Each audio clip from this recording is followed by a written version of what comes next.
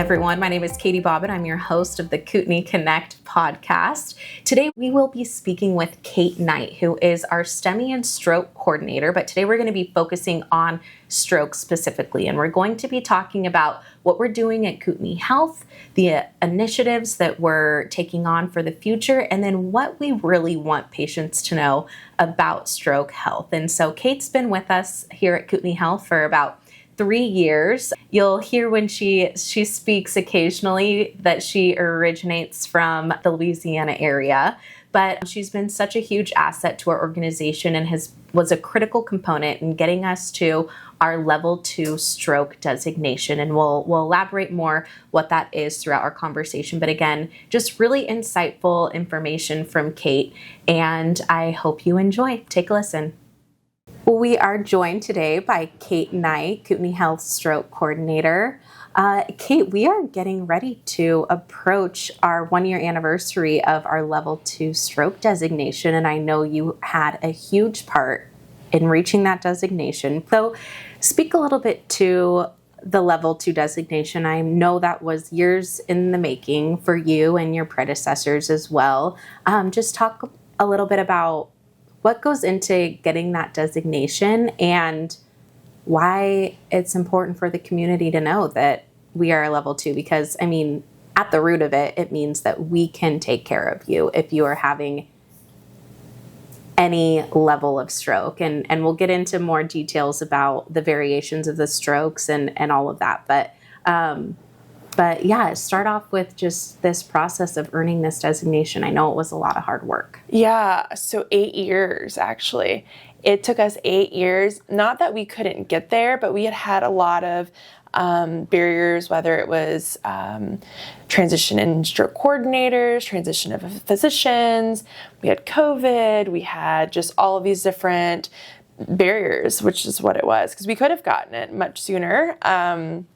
And I think it's important for the community to know we've always been able to take care of these patients.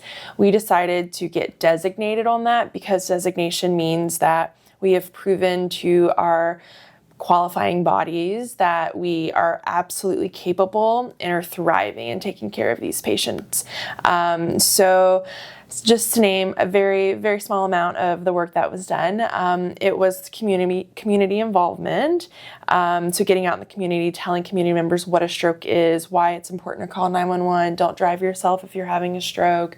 It was making sure nurses are certified to take care of stroke patients and aligning with best practices. So we had to look at all of our protocols and policies, look at what the recommendations are, getting everything in alignment, having data to prove that we are actually in alignment, supplying the state with how we pull this data, giving them actual copies of what we're pulling. We de-identify all the patient information, but we had to show actual proof of every type of patient, and like we are meeting every mark. And it's really just proving that we're capable. I had like 2 4-inch binders, 4 or 5-inch binders full of paperwork showing like we absolutely are qualified to be doing this work. And then on top of that, it's showing partnership with our pre-hospital setting, our rehab hospitals, partnerships with Sacred Heart, partnerships with Harborview in Seattle, partnerships with Bonner, Boundary, Shoshone, Benoit, St. Mary's, Clearwater, St. Joe's, just showing all of what those relationships look like, giving referring facility feedback if we had opportunities or if they had opportunities, and just that collective partnership. So a lot of work on making sure we're all giving the same type of community care on that continuum. Absolutely. And ultimately, I mean, being qualified to do this is one thing, but I think a lot of times the reason we reach for those designations is because ultimately it provides better patient outcomes. Yes. And it kind of holds us accountable, right? Like we know what we're doing is good work. We're constantly trying to improve it. We see an opportunity to do better. We're shooting for the stars with wanting to do better. This is our community. These are our patients. They're our neighbors. They're our coworkers, grandma, There's always a connection in what we are, a small community, and maybe not as small as we used to be, but it's for that potential of how do I make sure these patients have the best possible outcome. And it's my job, my team's job, it's all of our jobs to make sure that happens. Absolutely. And what feeds into that too is we don't go for things like this or expand service lines and so on and so forth unless there is a huge community need. Yes. And so stroke is one that we do have a large prevalence of stroke patients that come to our hospital. So last year, our volume was around 600 stroke patients. This includes your transient ischemic attacks, your acute ischemics, your acute hemorrhagic strokes, your subacutes, and your chronics. They all utilize the same resources when they meet in the ED doors. So we include all that patient population because you're seeing a neurologist, you're getting the same treatment. There is not much difference besides what registry you really go into. However, with that being said, we had over, I believe, 1,100 stroke alerts. So we had 1,100 stroke patients come through our doors with symptoms that resembled a stroke. Only 600 actually had a final stroke diagnosis. So we do have a very large stroke patient population, and we live in an older community historically. I think that that is swinging towards a regular, like the middle age. However, the stroke patient population is very high for our area, so much that the state every year asks me to review my data because they don't understand why we have such a high stroke volume in our community. So there was a need, and we identified that many years ago. We started getting in alignment with best practices, updating our policies and protocols. And then it was, okay, we're meeting everything now. So now we can finally tell our community we've done the work. We're ready. Let's be designated to prove to our community that we can take care of you and your family member. And earlier you had mentioned certification. So if someone goes into our emergency department, I mean, our physicians and our nurses are trained specially to treat stroke patients. Yes. Our ED physicians are all emergency board certified. And then our nurses are all NIH certified, which is our stroke scale certification, so they can identify a stroke. We do a lot of work. They have 4 hours annually that they have to focus on just stroke education, which doesn't seem like a lot, but it is quite a lot when you think of how many disease processes that they have to know. These ED nurses are phenomenal with having to know a lot about a lot of different disease processes, and they are very capable of treating stroke patients and identifying them and making sure that everyone is in alignment with that treatment plan. So I know even though we just received our designation last April, we'd been operating really at a level 2 for a little bit. But what has this process done to our outcomes? Do we have that data? We do. So we have seen a lot of improvement in our patient treatment area. So historically, there's something to be said about our patient volume increase in addition to our population increase. So we've been treating more strokes over the last couple of years than we have historically. Some say that it's related to our policy changes. I would say it's probably a little bit of everything of, yes, our policies have changed to align with best practices, in addition to our community volume increasing, which allows us to treat more because that volume is increasing. We treated 60 patients last year with thrombolytics, which is about an extra 20 from the year before. So our stroke volumes are increasing, our stroke alerts are increasing every year. We're identifying them quicker. We're making sure that it's the right patient at the right time, and we're able to intervene, and patients are walking out of the hospital. That is something that we strive for, our patients to walk out, or at least go to rehab to be able to walk out there. And it's not really about the did you survive the stroke, but what is your quality of life after? Because we know stroke is the number one disabling disease process. I don't want you just to be able to be alive after. I want you to be able to have a quality of life. And that's really what we're shooting for, is not just, I don't want you just to survive. I want you to be able to go to your family functions and be a part of your family and not just have a heartbeat. So important. Yeah. And a big part of getting there too is having strong regional partnerships. So obviously we work closely with the critical access hospitals, but we do also work closely with Providence over in Spokane for our more severe strokes. And, going back to you saying, we want the best outcomes for you, a lot of that has to do with timely treatment. And so one thing you've really improved here at Kootenai Health is getting those patients who've entered our emergency department with a stroke out the door onto a high-level care in a limited amount of time that optimizes their outcomes for better quality of life. Yeah. That was one thing when I first started about 3 years ago. I recognized is that we had a really big opportunity to decrease the amount of what we call dwell time, the time that you walk in our door and the time that you leave our door to go to Providence. We were doing a really good job of identifying it, but the process was clunky. Once you get all of these different parties involved, you have to get approvals, you have to get acceptance, you have to get a room assigned. And that won't change, but the parts that we could change, we needed to change, and we started changing them.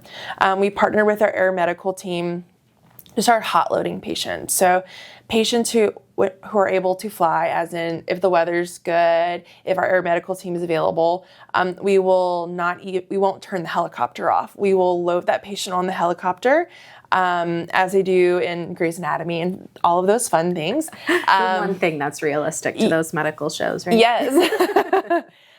We worked really closely with our air medical teams to be able to do this and train our staff safely, make sure the patient's safe. That's our number one priority, to get those patients in and out. So what used to take us 20 to 30 minutes now takes us 6 minutes. So phenomenal work with our air medical teams and our ED nurses and security partners.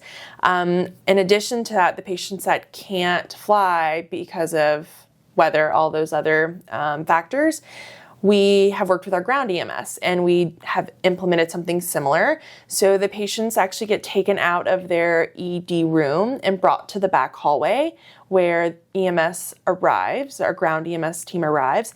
We do report right there. We transfer the patient onto their stretcher and they're out. So again, something that used to take us 20, 30 minutes now takes us 3-4 minutes. So we're seeing phenomenal results in that process. Awesome. That's huge for patients. I know that in all the improvements we've made in your 3-year tenure here, and then, even beyond that in the last 8 years is huge, but Kootenai Health has big goals, specifically you and Dr. Benjamin, who you work closely with. Speak to what's ahead for Kootenai Health. And I know a part of that is just continuing your own education. You and Dr. Benjamin just got back from a stroke case conference where you're already implementing some of the things that you learned there. Yeah. Dr. Benjamin is a phenomenal physician. Anyone who gets to work with him knows how much of a go-getter he is. And he is medical director of? He is, of the stroke program. Awesome. So we did just get back from the International Stroke Conference where Dr. Benjamin, myself, and Dr. Womendorf all went.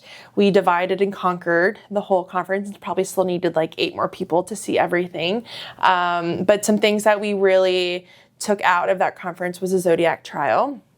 So any patient who is having a large vessel occlusion type of stroke, that head of the bed should be flat for any type of transport from the referring facility to the main hub, which would be from us to Providence. So working with that pre-hospital, so like ground EMS or the air medical teams, when they pick up that patient, making sure that head of the bed is flat for better patient outcomes. So that was a Zodiac trial. And then we're vetting out some new technology that improves the quality of life and reoccurring strokes that we also learned about. So hopefully more to come, but we're still in the very infancy phase of the new products. So, and I had asked you this previously when you were telling me about this is, okay, so if I'm having a stroke or I know someone having a stroke, should I lay flat then until help arrives. But that's not actually the case, because until you can be diagnosed with what kind of stroke you're having, does EMS determine that, or would it be once they get to the hospital? And all of that to say, laying flat is not best for every type of stroke. Yes, no. So you have two types of major strokes. You have your clot stroke, which is called ischemic, or you have your bleeding stroke, which is called hemorrhagic. Your hemorrhagic stroke has to be head of the bed at least 30 degrees. So laying that head flat, even if you think you're having a stroke, not what's best, because we don't know if it's a bleed or a clot.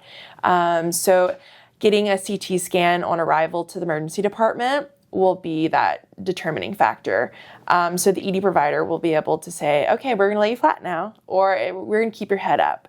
And understanding that's the medical provider's decision is probably the best way to go about that.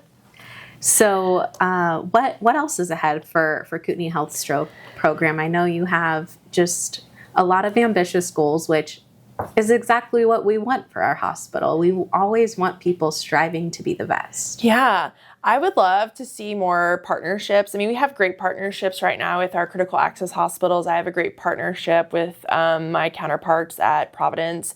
I would like to see more of a community stroke collaboration. So like getting all of the critical access hospitals together, plus myself, plus Providence, and really talking about what the needs are. Because right now it's really just me trying to support all of the stroke partners at those hospitals. And sometimes they're not coming to our hospital. So how can I help support those programs from the Providence standpoint? And I've spoke to Providence about it, and they're absolutely wanting to help. So I think the next big step is putting that very large inland Pacific Northwest stroke group together and trying to see how can we all support each other and kind of grow as a region, and not just the North Idaho region, because strokes, there's a lot to do with stroke. Every 2 years we get new guidelines, so we're all having to pivot every 2 years. So you kind of have to be on your toes and ready to move. And our critical access hospitals definitely need the help because they wear multiple hats. They don't have a dedicated stroke coordinator. So there's a lot of work to do in the stroke world, and I think we're all just ready to start moving in that direction. Absolutely. And, evidence has shown for many years that collaboration is so key in these situations. And one thing that's so unique about healthcare in North Idaho is that we all do work really well together. And I say North Idaho, but I also mean Eastern Washington as well. And I think that is really unique. Another key thing about stroke care, I mean, obviously you want top of the line providers and you want that excellent care, but there is some things that are important for patients to know before they are able to receive that medical care. And first of all is there are quite a bit of risk factors for strokes, and it doesn't discriminate upon age either. No, it doesn't. Unfortunately, we have seen pediatric stroke patients. I think it's most important to understand what those risk factors are. There are so many risk factors with stroke, and a lot of them go unrecognized. The first one and the most important one is high blood pressure. It is preventable. You can treat it. You absolutely can get it under control, and that is what we see, number one. So after high blood pressure, you have your high cholesterol. Again, treatable. Diabetes is treatable. Smoking, please stop smoking. It's just your typical cardiovascular disease risk factors. But in addition to that, one that goes unrecognizable the most is a patient who has a migraine with aura, who is on hormonal replacement. I think we just recently did an article in our Kootenai magazine about it. We did, yeah. So that's another one that we like to bring light to. And then if you have a history of TIA, so the transient ischemic attacks, there's a reason that you had those symptoms. So making sure that if you start having stroke-like symptoms, getting evaluated to see the why, because that's a predictor that you may have a stroke. Stroke is able to be prevented. So let's do what we can to prevent it, because it is the number one leading disabling disease. And along those same lines, there is a little acronym that you like to use in the stroke world, Be Fast. Do you want to speak a little bit to that? Because that's really either identifying a stroke in yourself or identifying a stroke in someone around you. Yeah. So Be Fast, I love the acronym. It is very applicable to stroke as in the sense of you need to be fast if you see these symptoms. So the B is for balance and dizziness. So if it's an acute onset, I try to tell people light switch on of symptoms is when you should start being concerned with any of these. So the dizziness, the balance coordination issue, which usually is associated with dizziness, your vision issue, so either double vision, loss of vision, blurred vision, and again, acute onset, so that light switch on. And then your fast, which is your facial weakness or numbness or tingling. So you may have a facial droop or you're drooling. And then the A is for arms and leg weakness. And then it could also be tingling and numbness in your arms or leg. But it might be that case where you're like, oh, I just can't hold my coffee cup today, which is really off. But I'm going to just hold in my left hand. No, let's not do that. Maybe let's get evaluated on why you're not able to use that right hand right now. The S is for speech. So either slurred speech, not understanding speech, or you may be talking or someone may be talking and it's what we call word salad. So it would be like green, sky, blue. It's like, no, I'm sorry, I don't understand what you're saying. It's like green, sky, blue. And they're clearly trying to tell you something, but it's not making sense. It's just a word salad. So that would be concerning for a stroke also. And then the T is for time, meaning you need to call 911, and also for thunderclap headache. So this is the worst headache of your life. Again, it's going to be different than your migraine. This headache is usually associated with nausea and vomiting, high blood pressure, and then you still need to call 911 because that's a predictor for a potential bleed. Is there a part of the head that you would have more severe pain? I think it's just that generalized pain. It's like, oh my gosh, this is the worst headache ever. I feel nauseous over it, absolute. And then that's how you need to describe that pain to the medical providers. This is the worst pain. Or if you have migraine, saying this is very different from my migraine. That's an indicator that it could be an aneurysm that's ruptured or anything like that. So time is of essence, which is why we say be fast with these symptoms. Absolutely. And last but not least, you have some fun facts to share. I do. Honestly, I've already said one, as stroke is the second leading cause of death worldwide. But I just read this article that came out that Dr. Benjamin sent me. I'm working on this new presentation on strokes and diets, how your diet or anything you intake, whether it's vitamins or food or your liquids that you intake during the day, affect your risk for stroke, or how can you change your diet to prevent a stroke. So he just sent me this article about broccoli and Brussels sprouts. And I guess cauliflower. I don't really eat cauliflower unless it's rice. But so these Brussels sprouts and cauliflower and broccoli are known for preventing types of cancer and lowering cholesterol. Well, there's been a recent study that shows that it's actually a preventative agent in the stroke patient population. So you can use it from the primary prevention, so preventing your initial stroke, or preventing a secondary one. So eat your broccoli and cauliflower. How many servings does it say? It doesn't say. I would say at least one serving a day of broccoli, or Brussels sprouts, or cauliflower. Everyone's 3 favorite vegetables. Look, it doesn't necessarily say anything about steamed versus maybe roasted. I mean, I would definitely stay away from adding butter to it, for the cholesterol component.